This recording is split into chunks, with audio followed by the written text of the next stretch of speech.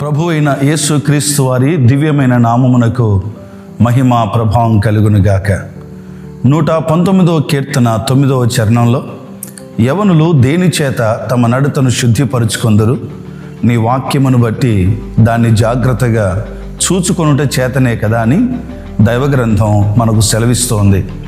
స్థానిక సంఘాల మధ్య పరిచర్య, క్రిస్టియన్ బ్రదరన్ అసెంబ్లీస్, ఈ పరిచర్యను దేవుడు బహుగా దీవించుట చేత అనేక సంవత్సరాలుగా యవనస్తుల మధ్య చక్కని పరిచర్య జరుగుతూ ఉంది.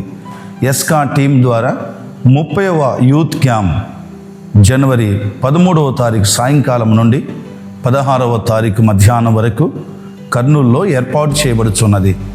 గత సంవత్సరాల్లో దేవుని మహాకృప చేత చేరి వచ్చిన యవనస్తులందరూ క్షేమం పొందారు, ఆధ్యాత్మిక దీవెన పొందారు.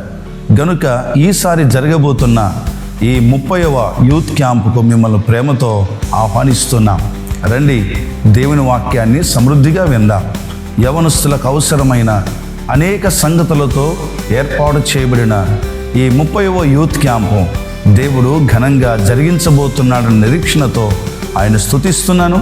అదే సమయంలో ఈ మాటలు వింటున్న మిమ్మల్ందరినీ కూడా ప్రేమతో ఆహ్వానిస్తున్నాను. సంఘాల్లో యవన బిడ్డలను సిద్ధపరచండి. యవనస్తులైన మీరందరూ కూడా చేరి వచ్చి దైవ దీవెనలు పొందవలసిందిగా ప్రేమతో ఆహ్వానిస్తున్నాం. రండి, కలిసి దేవుని స్తుతిద్దాం, దైవ సన్నిధిలో దీవెన పొందుదాం.